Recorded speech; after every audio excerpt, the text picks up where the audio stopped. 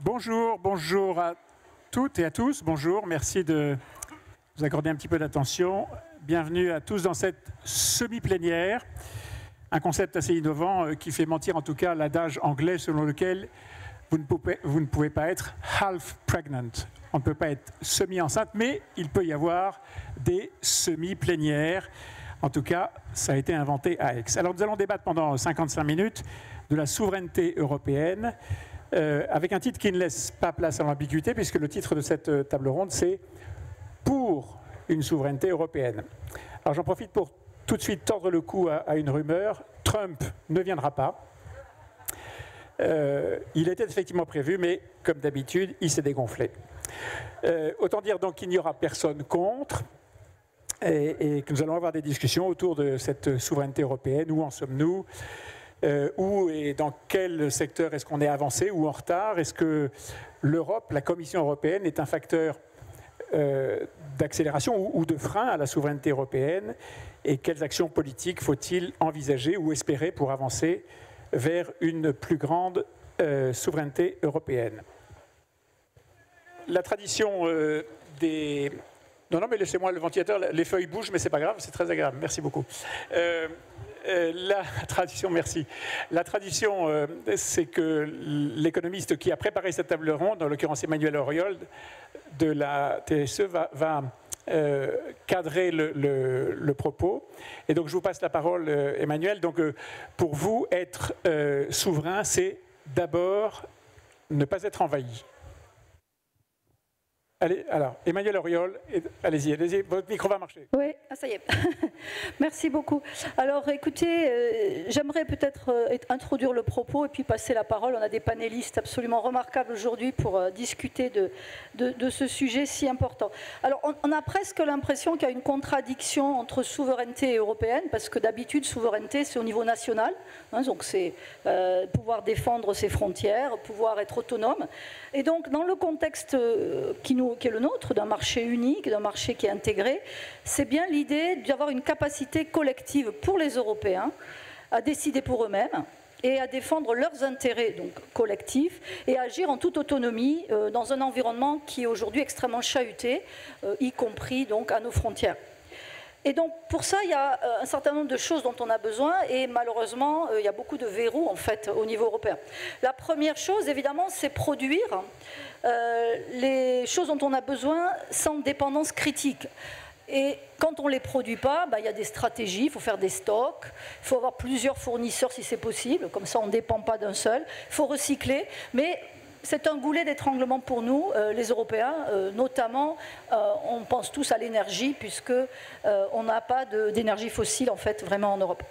La deuxième chose, c'est maîtriser nos technologies, en particulier nos données et nos infrastructures. Et là aussi, malheureusement, l'Europe a des retards très importants, et je suis sûre qu'on va en discuter tous ensemble.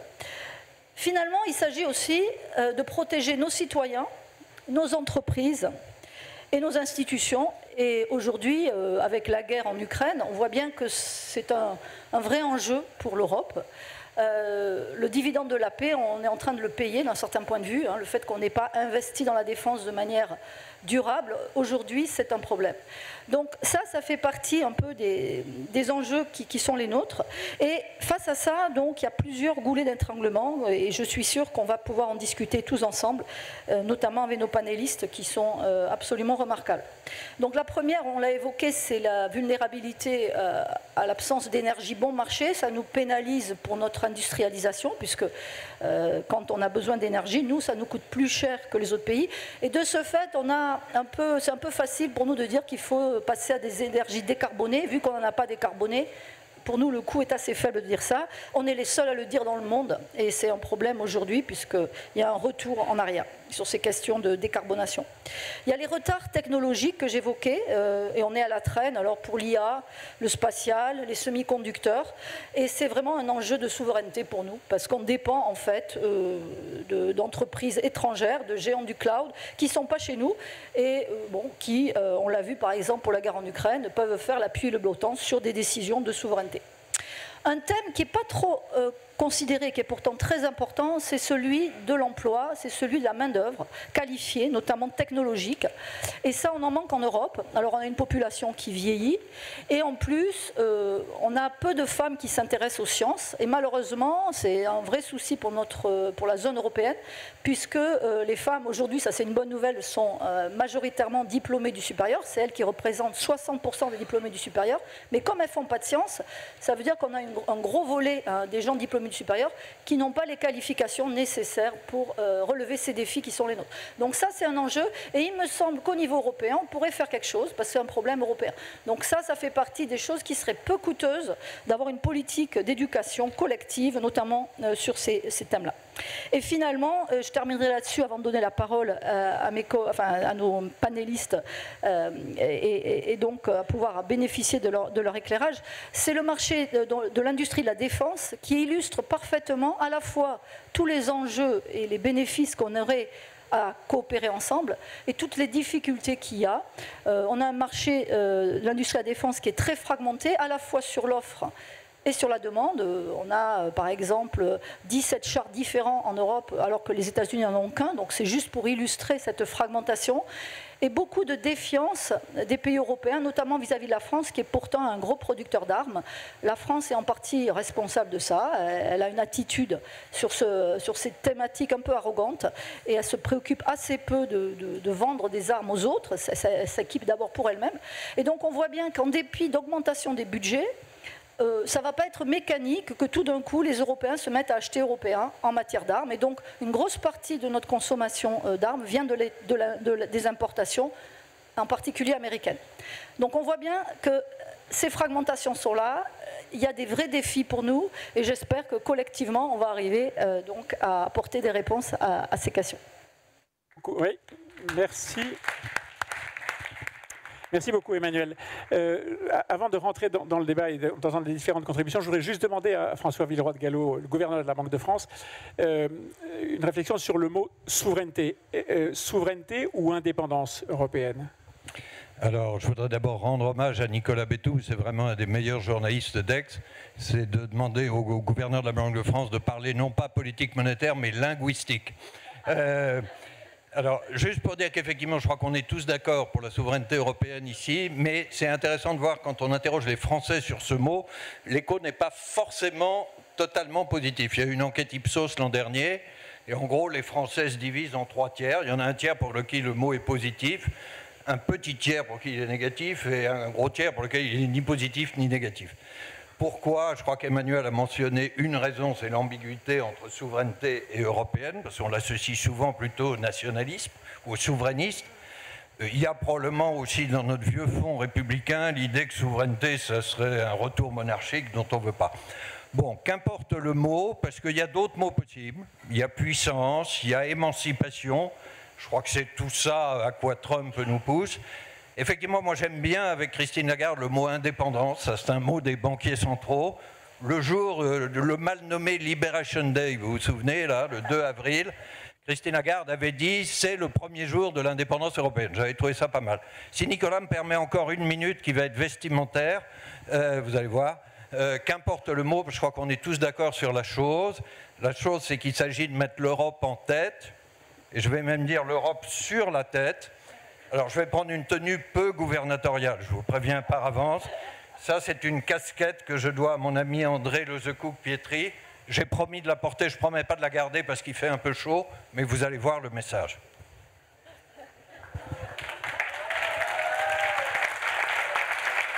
Bravo, bravo, bravo. Bravo. Faut la garder un tout petit peu quand même, le temps que les photos se multiplient. Merci à la régie, en tout cas, de laisser mon micro ouvert en permanence pendant tout le débat. Ça me permettra d'interagir avec le panel. Merci, monsieur le gouverneur. Je vais passer la parole à Nicolas Dufourcq, le directeur général de BPI France. Nicolas, vous avez une vision, j'allais dire, un peu amère de l'état des lieux en ce qui concerne la souveraineté européenne. Vous dites, nous, Européens, nous sommes doublement colonisés. Par qui ? Oui, en fait, j'ai écrit effectivement une tribune une semaine où, le lundi, Monsieur Vance s'était permis des mots sur l'Europe qui étaient absolument inacceptables. Et le mercredi, l'ambassadeur de Chine avait publié une tribune dans les Échos que j'avais trouvé également inacceptable. Et donc j'avais écrit « On parle mal à l'Europe ». Alors bon, c'est pas, ma caractéristique naturelle n'est pas d'être amer, mais j'essaie d'être un peu lucide. Et c'est vrai que sur la question du digital, nous avons été totalement colonisés, mais c'est par notre faute, hein, par les grands groupes américains, à la suite des faits stratégiques qui ont commencé grosso modo dans les années 2005-2006. Il ne faut pas croire que c'est si récent que ça, hein. On avait la possibilité de faire un grand cloud européen dans ces années-là et on ne l'a pas fait. Et on pouvait la faire à partir des seuls grands groupes technologiques dont nous disposions à l'époque. Et je pense en particulier à SAP. Et SAP ne l'a pas fait. Et puis du côté des Chinois, c'est l'industrie. Les Chinois ont 35% de part de marché mondiale dans l'industrie, gagnent 1 point par an. Et donc, si ça continue comme ça, ils vont monter à 50%. Et ils commencent à s'exprimer comme, naturellement, s'expriment les puissants à notre égard. C'est-à-dire avec, en l'occurrence dans cette tribune, condescendance. Et donc j'ai dit que nous étions doublement colonisés par un colon digital et par un colon industriel. Et j'ai proposé qu'on relise un livre extraordinaire que je vous recommande, de Albert Memmi, qui s'appelle « Portrait du colon, portrait du colonisé », et qui explique comment un colon parle au colonisé et comment un colonisé doit progressivement s'affranchir et s'autoriser à s'insurger contre ça. Et ça prend des années, parce que dans un premier temps, on ne s'en rend même pas compte. Jusqu'au jour où on s'aperçoit qu'en réalité, on a perdu notre souveraineté, notre indépendance, notre fierté, le minimum de narcissisme, de capital narcissique qui fait qu'on va pouvoir se redresser. Et quand on a perdu ça, et j'en termine là, et malheureusement, on est obligé de se tourner vers des méthodes qui sont des méthodes qui finissent d'ailleurs par être trumpiennes, c'est-à-dire en réalité violentes. Alors, on va tout de suite aborder le problème de la Commission européenne. Je voyais ce matin un papier qui a été signé par un certain nombre de patrons, certains d'entre eux sont là ici à Aix, de très grandes entreprises ou de licornes, qui protestent contre la manière dont l'Europe est en train de verrouiller l'accès à l'intelligence artificielle, avec l'acte sur l'intelligence artificielle. Et ce patron dit cette chose que je trouve tout à fait pertinente. L'Europe, elle commence à légiférer et elle finit par simplifier. Comment est-ce que dans vos secteurs, d'abord, comment est-ce que ça se coordonne avec ce que vous venez de dire, Nicolas, et comment est-ce que dans vos secteurs, vous le ressentez? Est-ce qu'il y a légifération d'abord et ensuite simplification? Oui, Nicolas. Non, il y a au fond un défaut de notre fusion collective des 27 pays, c'est que nous avons confié la marche en fait, à la Confédération, à une unité qui est elle-même extraordinairement juridique. Et donc, sa production naturelle, on va dire que son KPI, c'est le droit, hein, et par conséquent la norme. Et ça risque pas de s'arrêter. Donc, ils nous ont fait, sous l'autorité de quelqu'un qui n'était pas spécialement connu pour être un bureaucrate, à savoir Thierry Breton, un DMA et un DSA très bien conçus, mais à l'européenne, c'est-à-dire venant essentiellement d'un monde d'avocature et d'un monde juridique. Donc la phrase qui est prononcée là, c'est-à-dire on légifère et ensuite on simplifie, elle est la conséquence naturelle, j'ai envie de dire, de la construction institutionnelle de la Commission européenne et du dialogue ou du trilogue avec le Parlement et avec le Conseil. Donc c'est extrêmement profond, hein, et c'est ça qu'il faut qu'on essaye de redresser. Alors, en général, et j'en termine là, j'ai envie de dire aussi que ceux qui se plaignent sont ceux qui ne se sont pas assez battus. En réalité, il faut un lobbying. Ce sont les colons qui ont courbé la tête. Alors je ne dis pas ça, mais je pense qu'il faut toujours jouer le jeu de son temps. Nous sommes dans un temps européen qui est un temps juridique. Donc si on ne veut pas que des normes soient publiées, il faut mettre la surmultiplier sur le lobbying au Parlement et à la Commission. Beaucoup, beaucoup plus. Vous prenez l'automobile, les grands groupes que nous connaissons bien puisque nous en sommes actionnaires, souvent ont 2 ou 3 personnes seulement à Bruxelles. Mais il en faut 15. Et dans le digital, c'est la même chose. Si on ne voulait pas du DMA DSA, c'était tout à fait possible. Il fallait juste aligner 50 personnes en lobbying au Parlement et à la Commission. Il faut juste se battre. Avec une commission qui est réceptive. Je poserai la question aux autres aussi, mais à votre avis, oui, elle est réceptive? Elle est absolument comme toutes les institutions. J'allais dire la nouvelle commission. Elle est réceptive. Elle est tout à fait réceptive. Je peux vous dire que sur le commerce international, ce qu'on a réussi à faire progressivement dans la relation avec la Chine, personne ne l'aurait imaginé. C'est le résultat d'une présence constante à Bruxelles, d'un discours qui commence à être entendu. Et c'est un combat de rue, hein, c'est un combat de couloir au Berlaymont. Mais quand il est livré, il est gagnant. Merci beaucoup. Stéphane Paliez, vous êtes la PDG de, alors je ne sais pas si on dit FDJ United ou FDJ United. What do you prefer? Comme en Aix-en-Provence, on va dire FDJ United. Voilà. Peut-être qu'à Londres, on dira FDJ United.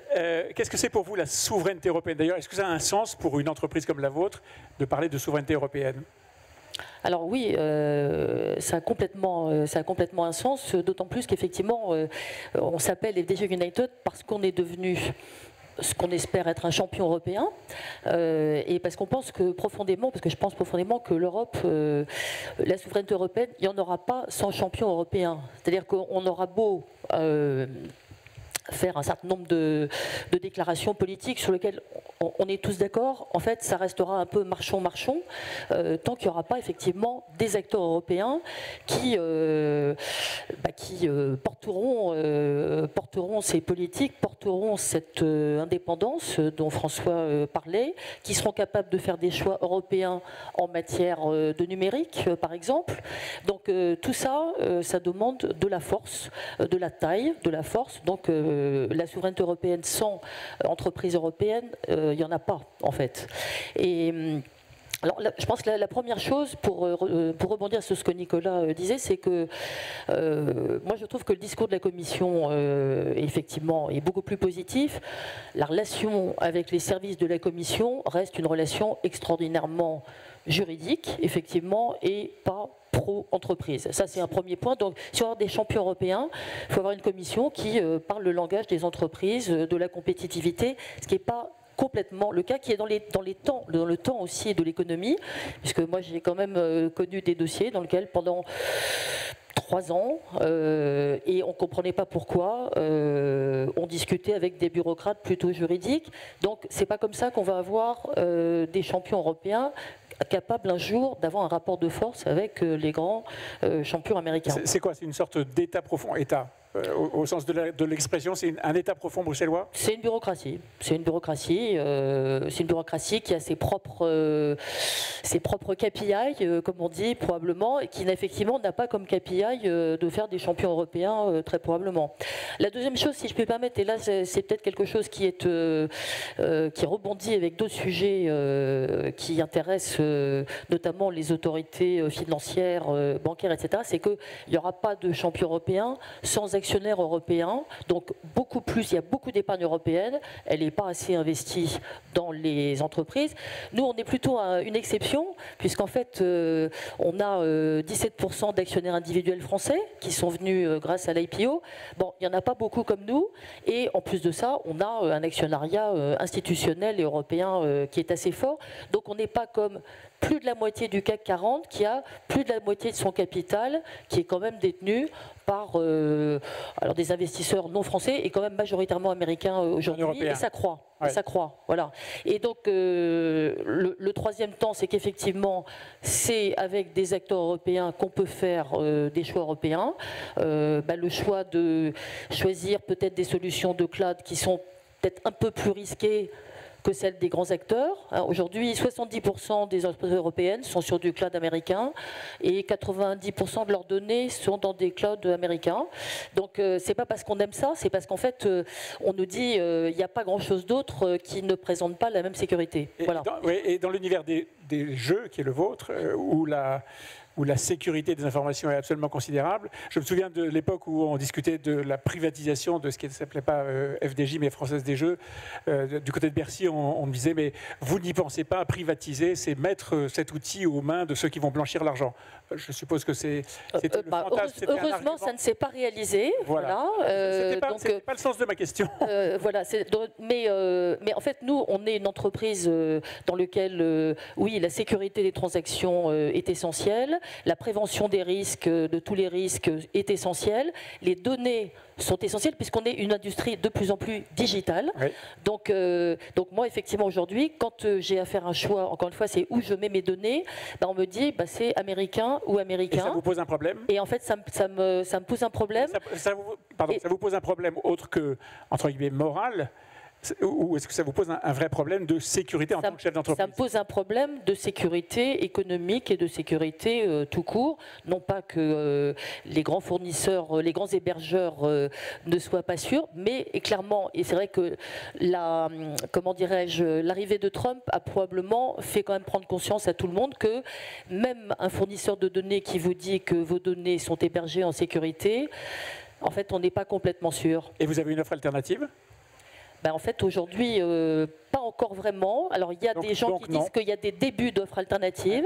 Mais aujourd'hui, ce qui est très intéressant, c'est qu'il y a une association d'entreprises et avec les DSI, qui sont en général quand même les plus conservateurs sur ces sujets, qui a dit, en fait, si il y a des solutions alternatives, pas globales, mais on peut prendre peut-être un peu plus de risques et encourager des solutions européennes. Ça devient possible aujourd'hui. Donc si on s'y met collectivement, c'est possible. Et moi, je pense que ce n'est pas juste pour la beauté de la souveraineté européenne, c'est parce que c'est notre intérêt. Merci beaucoup. Jean-Louis Giraudolt, vous êtes le directeur général de Lazard. Vous travaillez évidemment dans l'industrie financière et vous accompagnez les développements européens et même internationaux. Vous avez d'ailleurs piloté un certain nombre d'opérations qui ne sont pas tout à fait dans ce que la souveraineté européenne pourrait rêver, comme opération de fusion entre entreprises. Ça, c'est la vie du banquier d'affaires. Mais ce qui vous frappe, mais vous vous dites, c'est que la souveraineté, c'est un sujet qui démarre avec le problème de la souveraineté des États, de chacun des États, qui doivent abandonner une partie de leur souveraineté nationale pour construire la souveraineté européenne.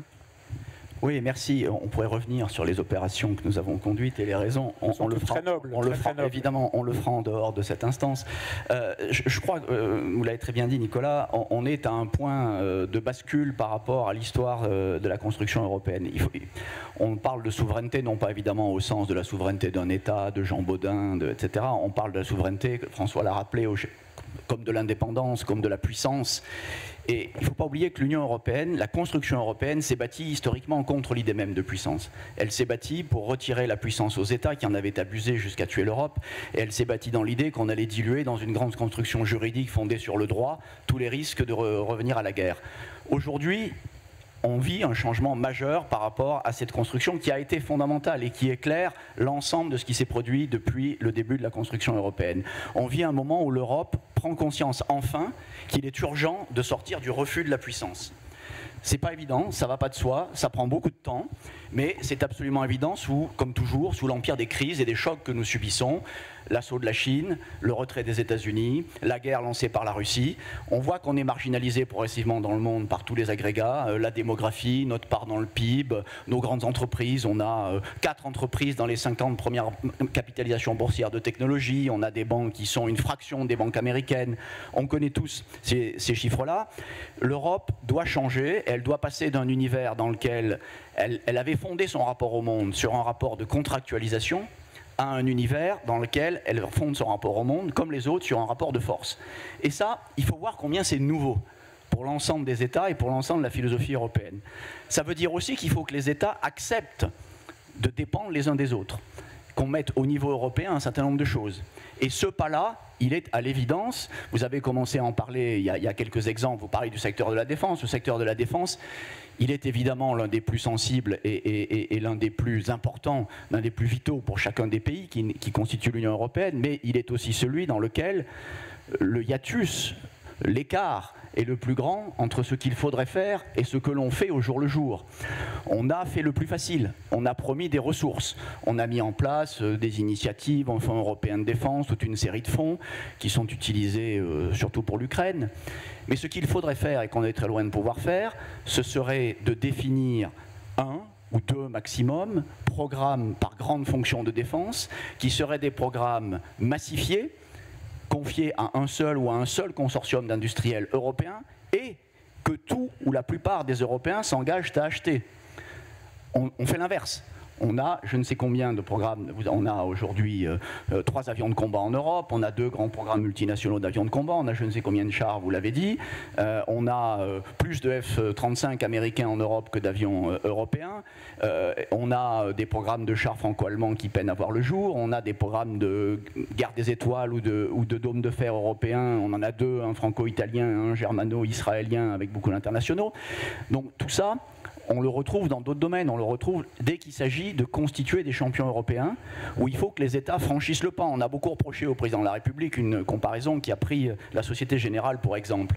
Mais ça illustre une vérité, c'est que les États, aucun État ne pourra avoir lui-même tous les champions. Nous devrons donner l'avantage à celui ou à ceux des entreprises européennes qui sont les mieux placées, et chaque État devra accepter qu'il en soit ainsi, chacun ayant d'ailleurs des forces ou des faiblesses variables. Oui, ça exige d'accepter de se dépouiller d'un instrument de puissance. Exactement, de se dépouiller de ce qui est vu comme un instrument de puissance à une échelle qui n'est plus la bonne, et ça signifie évidemment à la fin qu'on est face à un travail politique, parce que ça signifie qu'il faut que les opinions et les gouvernements prennent conscience qu'il exige un intérêt européen. Et ça, c'est un travail politique de longue haleine. Oui, parce que tout ce que vous dites, tout ce mouvement-là se produit à un moment où, au contraire, les peuples, de plus en plus souvent, se lèvent contre l'Europe et veulent reconquérir une forme de nationalisme. Ça se voit dans des pays où les gouvernements ont été élus sur cette ligne-là, et ça se voit aussi dans les sondages qui préparent un certain nombre d'élections dans les 2 années qui viennent. Comment est-ce qu'on fait pour dépasser cette contradiction ? Je pense que ça prendra du temps. Je pense qu'il faut trouver au niveau européen des actions qui parlent réellement aux citoyens à l'échelle européenne, que l'Europe se saisisse de problèmes qui nous paraissent concrets. À l'évidence, la question de la défense, elle en est une, mais elle est aussi la plus sensible et la plus symbolique. Et puis, tous les Européens ne l'aperçoivent pas de la même manière. La nécessité de se lancer dans un effort de défense et de s'y lancer en commun, elle n'est pas vécue pareil à Helsinki ou Varsovie ou à Madrid, à l'évidence. Vous avez vu les sondages et les réactions des uns ou des autres. Je pense qu'il y a d'autres sujets. Je pense que l'éducation est un problème central dans lequel on aurait intérêt à s'inspirer des exemples d'un certain nombre de pays pour rattraper les retards d'autres, dont malheureusement notre pays. Donc il y a des sujets dans lesquels l'Europe doit agir, doit remettre en place un certain nombre d'outils culturels, les échanges. Autrefois, il y avait l'Office franco-allemand pour la jeunesse, il y avait Erasmus. L'idée qu'il existe un intérêt européen, une collectivité politique et citoyenne européenne doit être encouragée par les actions concrètes. Merci beaucoup. François Villeroy-de-Galhau, je vous voyais faire pas convaincu sur l'idée que, avec ou sans casquette, sur l'idée qu'un certain nombre de peuples européens étaient plutôt, si ce n'est en révolte en tout cas, en train de s'opposer ou d'être très méfiants vis-à-vis de l'Europe. C'est faux ? Oui, je voudrais l'illustrer à partir d'un succès qu'est l'euro. Mais vous me permettez d'abord, dans ce monde de brut, d'introduire un peu de douceur culturelle avec l'enfant du pays qu'est Paul Cézanne. Parce qu'il disait la chose suivante: celui qui n'a pas le goût de l'absolu se contente d'une médiocrité tranquille. Je trouve que c'est une assez belle phrase. Ce n'est pas le moment pour nous, Français et nous, Européens, de se contenter d'une médiocrité tranquille. Alors pourquoi je fais le lien avec l'euro ? Parce qu'au fond, Enrico Letta va parler de son remarquable rapport, puis ensuite il y a eu le rapport Draghi. On sait ce qu'on a à faire. Si je me permets de le résumer d'une phrase, c'est transposer ce que nous avons réussi en termes de souveraineté monétaire il y a 25 ans, vers la souveraineté économique et la souveraineté financière. Voilà, c'est une chaîne de 3 sommets, je crois. À partir de la souveraineté monétaire et l'euro, je voulais essayer de vous donner 3 motifs d'espoir prudent, ou 3 leçons positives. La première, et c'est pour ça, Nicolas, que mon body language n'approuvait pas, c'est que l'euro, c'est un formidable succès politique. Je souligne l'adjectif. Je vous rappelle que l'euro, il part en France en septembre 92 avec 51% de soutien. Le référendum. Vous savez où on en est aujourd'hui dans l'eurobaromètre qui est posé de façon constante. Le soutien à l'euro n'a jamais été aussi fort. Aussi fort. 79% des Français, 83% des Européens. Alors que nous vivons dans des temps supposés d'euroscepticisme, de populisme, etc. Je crois que quand l'Europe sait être tenace et surtout qu'elle s'incarne, elle peut être populaire. Alors à partir de là, je vais tirer une deuxième leçon et peut-être je vais parler sous le contrôle d'Enrico. Comment est-ce qu'on peut transposer ça aux 2 autres sommets économiques et financiers ? Je crois d'abord qu'il faut un des succès de l'euro, ça a été d'avoir une date mobilisatrice. 1er janvier 1999, il fallait avoir fait. Et on a aligné toutes les volontés là-dessus. Jacques Delors avait d'ailleurs fait ça 6 ans plus tôt avec le marché unique, 1er janvier 1993. Et donc il avait défini une date. Voilà. Et tout le monde était aligné, les politiques, l'État profond et le business qui y croyait. Je crois qu'il faut une date, je ne sais pas, 1er janvier 2028, pour notre réponse économique et financière face à Trump et face aux Chinois. Le deuxième ingrédient, c'est que l'euro, ça s'incarnait. C'est les billets dans la poche. Et il faut arriver à incarner notre union d'épargne et d'investissement, mobiliser l'épargne européenne dans des conquêtes concrètes. Alors j'en vois au moins 3, mais il y a la défense, certes, il y a l'intelligence artificielle, et puis il y a l'énergie décarbonée. Ça, je crois qu'on peut faire des promesses concrètes qui changeront la vie quotidienne. Vous me permettez, Nicolas, une troisième leçon avec le recul de l'histoire. C'est que la souveraineté, c'est jamais un confort statique. Ça doit toujours être une conquête dynamique. Je m'explique. Sur la souveraineté monétaire, on a vraiment marqué des points. On a, Jean-Louis, partagé une souveraineté pour mieux la retrouver. Mais on a quand même aujourd'hui un danger et une chance. Le danger, je ne vais pas être trop technique, mais il est technologique. C'est ce qu'on appelle les stablecoins. C'est des quasi-monnaies privées numériques émises par des acteurs non européens, non publics donc, et en général en dollars. Il est essentiel que l'Europe préserve sa souveraineté monétaire avec un euro numérique et puis une stratégie européenne de paiement. Mais je termine par la chance, parce que j'essaye d'être du côté de l'espoir. Avec ce qui se passe aujourd'hui autour de la nouvelle administration américaine, il y a une attente d'Europe monétaire dans le monde, et soyons clairs, il y a une possibilité d'un rôle international de l'euro accru. Alors ça sera une diversification progressive, ça peut se faire par plus de dettes européennes, notamment pour financer la défense, ça peut peut-être se faire par mutualisation des dettes nationales existantes. Aucune solution n'est évidente. Mais je plaide, avec Christine Lagarde et avec un certain nombre d'autres, pour qu'on remette aujourd'hui sur la table cette question du rôle international de l'euro. Au passage, tout ce qu'on pourra faire pour renforcer notre marché financier interne, cette union d'épargne et d'investissement, contribuera aussi à l'attraction externe. Parce que plus on aura une Europe financière intégrée, plus des capitaux extérieurs y viendront facilement. Merci beaucoup. Mais non, gardez le micro, monsieur le gouverneur, cher François. Est-ce que la Commission européenne est à la hauteur de ce que vous dites ? Alors, il se trouve que sur l'Europe monétaire, pardon de ce plaidoyer pro-domo, ça se passe encore plus à Francfort qu'à Bruxelles. Ce qui vous laisse toute liberté de jugement sur la Commission européenne. Je suis prêt à dire du bien de la Commission, du fait qu'effectivement elle change. Je crois qu'il faut encore un peu accélérer autour de la date mobilisatrice. Peut-être que les portefeuilles économiques sont un peu dispersés. Mais la chose que je peux vous promettre, c'est qu'à Francfort, on est 26 autour de la table. Croyez-moi, je suis un gouverneur un peu ancien, j'ai dû participer à plus de 100 conseils des gouverneurs. Nous y allons une fois par mois. Je n'ai jamais senti une telle volonté européenne que depuis janvier dernier, conseil après conseil.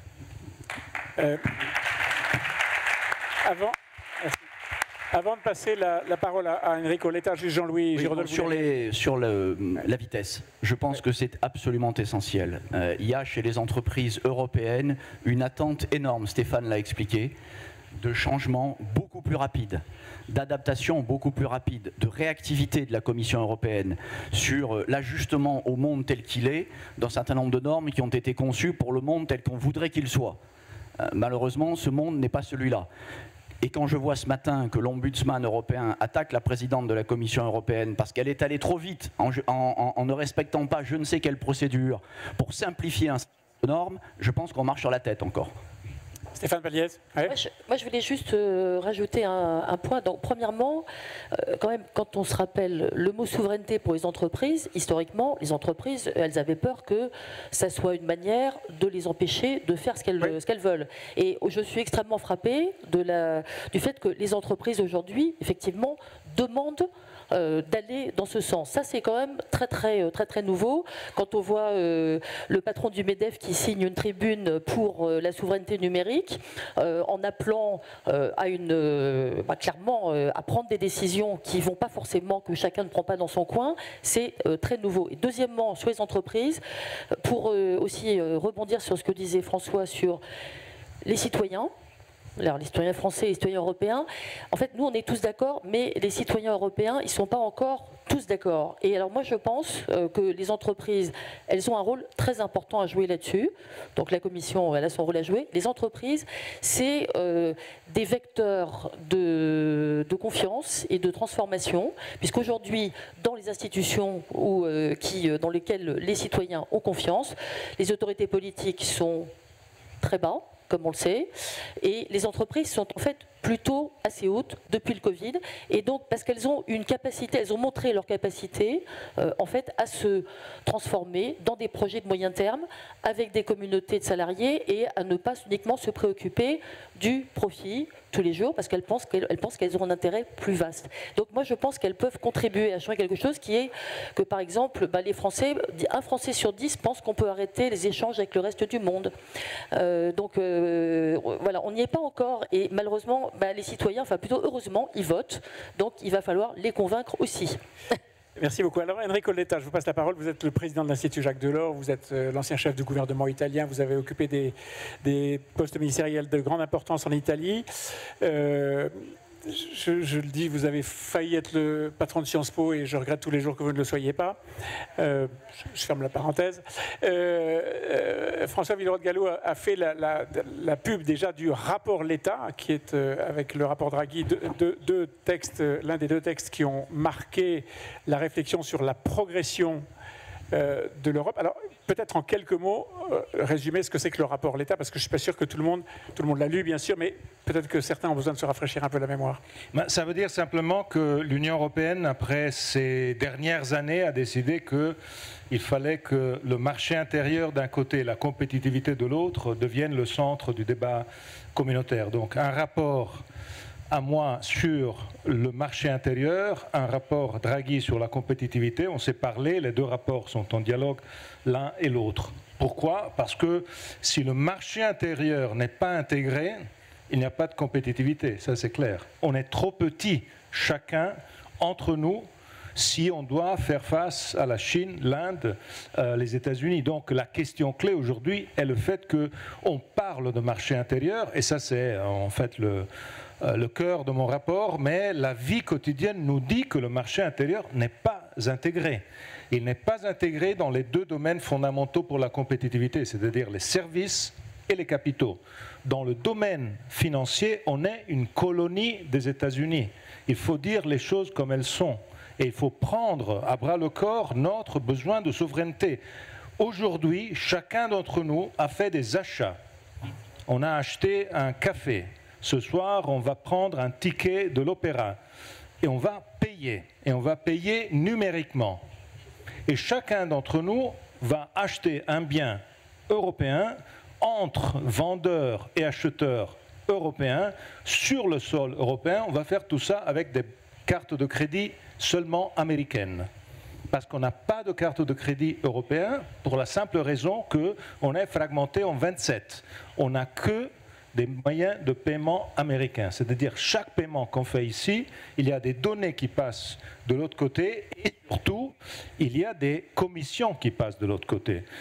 Ça, c'est un premier exemple du fait que la fragmentation, ce n'est pas un concept abstrait. C'est quelque chose de très concret. Pouvoir réel. Je pourrais prendre beaucoup d'autres sujets, mais Nicolas, si vous me demandez qu'est-ce que la souveraineté pour moi, souveraineté pour moi européenne, c'est une phrase que je mettrais à l'entrée du Berlaymont à Bruxelles.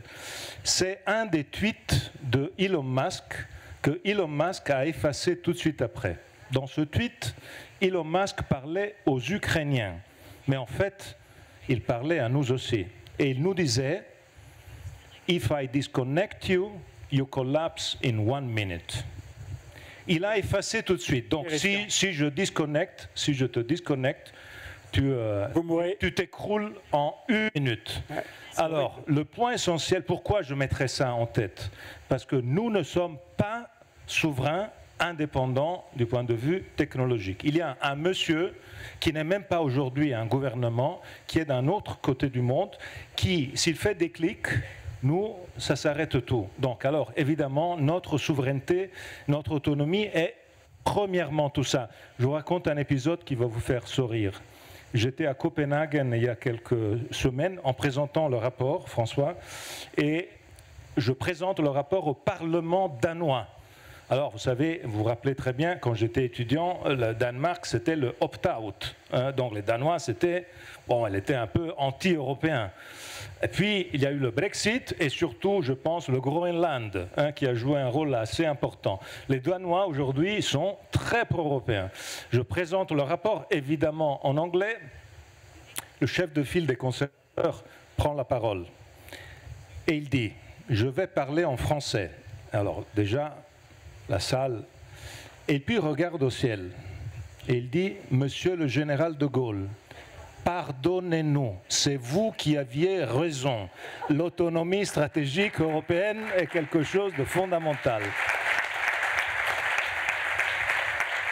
J'ai trouvé cet épisode beaucoup plus parlant que beaucoup d'autres. Mais, comme vous savez, Nicolas, je peux raconter un épisode de vie personnelle. Alors voilà, pour illustrer ce qu'il reste à faire comme progrès, racontez-nous votre installation en Espagne. Alors, ça a été en Espagne, mais ça pouvait être en Italie, ça pourrait être à Bratislava. Je loue un appartement petit, à Madrid. Petit moyen, petit appartement.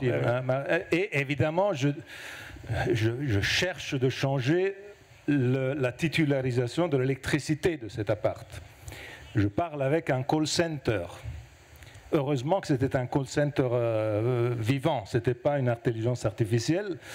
Et on arrive à la fin, il me dit, bon, on y est presque, il y a un détail final, donnez-moi votre numéro de compte bancaire et votre numéro de téléphone, et puis on signe le contrat. Je passe mon numéro de compte bancaire, mon numéro de téléphone, et silence de l'autre côté. Il me dit, mais monsieur, Seigneur, hein, qu'est-ce que ce IT au début du compte bancaire? J'ai besoin d'un ES. Et qu'est-ce que ce plus 39? J'ai besoin d'un plus 34. Je vous avoue que ma première tentation a été celle de dire, monsieur, je vous envoie mon rapport sur le marché unique européen. Parce que ça vous démontre que j'ai juridiquement le droit d'avoir l'électricité en Espagne, même avec un compte bancaire italien et un numéro de téléphone. C'est ça le marché unique. Mais quelle a été la fin de l'histoire? Que j'ai ouvert mon 3e compte bancaire après le français et l'italien, et j'ai mon 3e téléphone après le français et l'italien en espagnol. Évidemment, c'est pas un problème, c'est pas mon problème, c'est un problème général. On n'est pas un marché intérieur, parce qu'on n'est pas en condition d'avoir la dimension de ce marché intérieur. Donc, en 2 mots, ou bien on arrive à faire le marché intérieur vraiment, et on arrive à faire l'union des épargnes et des investissements. Je dois remercier vraiment François, parce que le brand a été conçu ensemble sur le desk du gouverneur de la Banque de France. Donc, en 2 mots, il faut que l'Europe soit unie. Et en 2 mots, en reprenant la petite casquette, quand on nous demande toujours, Nicolas, faut-il choisir entre... que faut-il choisir entre les États-Unis et la Chine? Mais il faut choisir l'Europe. On est l'Europe, il faut la faire. On a 2 grands assets, 2 grands atouts.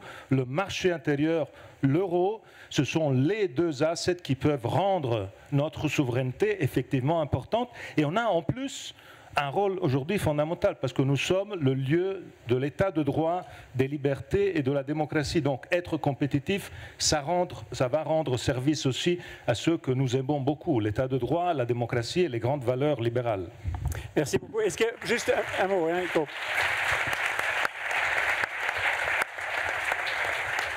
François Villeroy de Galhau disait tout à l'heure, il faut une date. Il faut absolument une date fixe, un point cible. Moi, je suis totalement d'accord avec François. Moi, j'ai même dit 1er juillet 27. Et tu sais pourquoi j'ai dit François disait 28, hein? Oui, moi, ça me va très bien. Je vote pour la motion l'État. Non, mais tu sais pourquoi? Il y a une raison politique. Parce que le 1er juillet 27, c'est le début de la présidence grecque de l'Union européenne. Et je pense qu'avec tout ce qui s'est passé il y a 15 ans, 12 ans, 13 ans, avec cette horrible attitude que l'Europe a eue à l'envers de la Grèce, que ça a été seulement grâce à la France, à l'Italie et à quelques-uns des pays européens que la Grèce a pu être tenue à l'intérieur. Et ça a été un des choix les plus importants. Aujourd'hui, la Grèce peut jouer un rôle important et imaginons-nous ce que serait cette intégration des marchés financiers qui commence sous présidence grecque de l'Union européenne. Je pense que ce serait un message fondamental. Merci. François, un mot et après Nicolas Dufault. Oui, un tout petit point. Moi, la date me va très bien, mais ça doit être une date visible de tous et ça doit être pendant les années Trump. Trump, c'est évidemment quelque chose de très adverse pour l'économie mondiale, américaine, européenne, mais c'est le réveil pour nous. Moi, je peux juste partager un autre témoignage, c'est ce qui se passe dans les réunions internationales depuis mars dernier. D'habitude, c'est pas si facile dans les réunions internationales d'être européen, parce qu'on est pris entre la puissance américaine et le dynamisme asiatique. Ce que je peux vous dire, c'est que depuis quelques mois, les autres viennent nous voir et disent « on vous attend ». Il y a une attente d'Europe, comme je n'en ai jamais senti, à l'extérieur. Et en général, ils ajoutent une deuxième phrase, mais tardez pas trop. Nicolas Dufault, est-ce que dans toutes les entreprises dont vous êtes partenaire et dans lesquelles vous êtes actionnaire, ce sentiment d'attente d'Europe est fort? Plus fort depuis mars dernier? Oui, j'ai envie de dire qu'il est philosophiquement fort. Un petit peu désabusé quand même. Et puis j'ai envie de vous dire sur la question de l'union des marchés de capitaux, donc évidemment il faut la faire, il ne faut pas s'emballer non plus sur la promesse faite démocratiquement aux Européens. Parce qu'une des raisons pour lesquelles il y a un petit déni idéaliste sur ce que Bruxelles a été capable d'accomplir, c'est qu'on a beaucoup promis aussi. Hein. Après l'acte unique, après 92, après la création de l'euro, est-ce que ça a donné réellement le surcroît de croissance et de puissance à l'Europe? Le peuple d'Aix-en-Provence, le peuple de Cavaillon, le peuple de Bordeaux, dit grosso modo non. Hein. Et donc, qu'est-ce qui fera que l'union des marchés de capitaux sera un très grand succès? Eh bien, je pense que ça sera quand on aura des très grands entrepreneurs de la finance européenne, capables même de créer les Blackstone, les BlackRock, les Carlyle, les CVC européens. Or, il y en a très peu. On a un énorme problème d'entrepreneuriat financier en Europe. On a des grandes institutions, souvent un peu quand même historiques, et donc avec beaucoup de legacy, parfois même bureaucratisées, on va se le dire. On a quelques fonds de pension dans un certain nombre de pays, plutôt du Nord. On a des grosses caisses des dépôts, on a des BPI. Mais les entrepreneurs capables de créer leur maison d'investissement, qui va chaluter l'épargne européenne pour l'investir réellement en Europe à profit, avec un sentiment patriotique, comme le font les grands Américains, je suis désolé, il n'y en a pas beaucoup. Et si, dans ma tête, j'essaie de faire la liste de ceux qui ont été capables de faire ça à partir de rien, créant leur entreprise, j'en verrai moins d'une dizaine pour la totalité du continent. Donc je veux bien qu'on fasse l'union des marchés de capitaux, mais si c'est pour créer une espèce de gigantesque tapis vert qui sera chaluté par Vanguard pour aller investir en ETF dans des actions américaines, on aura échoué. Merci beaucoup. Alors Jean-Louis Giraudolt, j'ai l'impression que c'est un petit peu un défi qui vous est lancé, non ?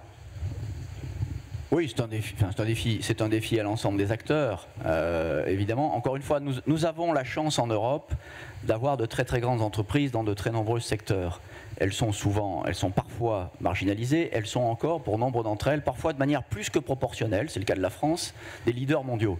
Donc, on ne part pas de rien. Il y a un défi, c'est ça qu'il faut préserver, c'est ça qu'il faut faire croître. Il y a une attente, comme je le disais, de la part de ces entreprises pour que la Commission européenne avance vite. Je pense qu'il faut mettre en place les conditions pour que ces champions européens continuent à se créer.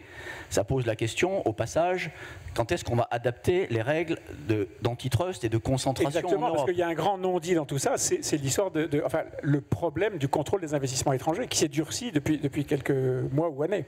Oui, il y a deux sujets réglementaires, il y a deux sujets quand on rapproche des entreprises ou quand on fait des fusions-acquisitions. Il y a le contrôle des investissements étrangers quand l'investisseur est étranger, et puis il y a les règles de concentration, il y a l'antitrust. Dans les deux cas, on a un défi en Europe. Sur le contrôle des investissements étrangers, moi ce qui me frappe, c'est qu'on est dans un moment de régression. C'est-à-dire que depuis de nombreuses années, et en particulier avec le Covid, les États, à leur niveau, ont élargi le champ du contrôle des investissements étrangers à des motifs toujours plus nombreux. Historiquement, dans les traités, c'était la sécurité. Et puis on a affublé ce mot de sécurité de toute une série d'adjectifs, chaque ministre ayant ajouté le sien. Donc on a la sécurité alimentaire, la sécurité numérique, la sécurité technologique. J'ai même entendu le président de la République évoquer la sécurité protéinique au sujet du Mercosur. Donc on va à l'envers sur ce sujet des investissements étrangers et chaque pays a abaissé les seuils en plus. Donc on est dans un domaine dans lequel le marché unique fonctionne de moins en moins bien de ce point de vue-là. Et puis à l'autre bout, on a la création de champions européens qui, elles, restent handicapées par un droit des concentrations qui reste d'une inspiration qu'on peut respecter, mais qui reste d'une inspiration entièrement tournée vers la protection du consommateur dans l'espoir d'une baisse des prix par une concurrence effrénée. Ça crée des acteurs qui, pour nombre d'entre eux, on a rappelé les statistiques de tout à l'heure de répartition, ne sont pas suffisamment nombreux à avoir la taille mondiale dans beaucoup d'industries et, comme le rappelait Nicolas, dans l'industrie financière aussi. Il y a, Enrico Letta, 3 grandes fusions bancaires en cours en ce moment en Europe, qui sont pour l'instant, j'allais dire plantées, ou en tout cas qui sont dans un process très difficile. Décrivez-nous le contexte politique de ces 3 grandes fusions. Vous savez, je pense que c'est très intéressant parce qu'il s'agit exactement du gap entre les choses qu'on dit et les choses qu'on fait.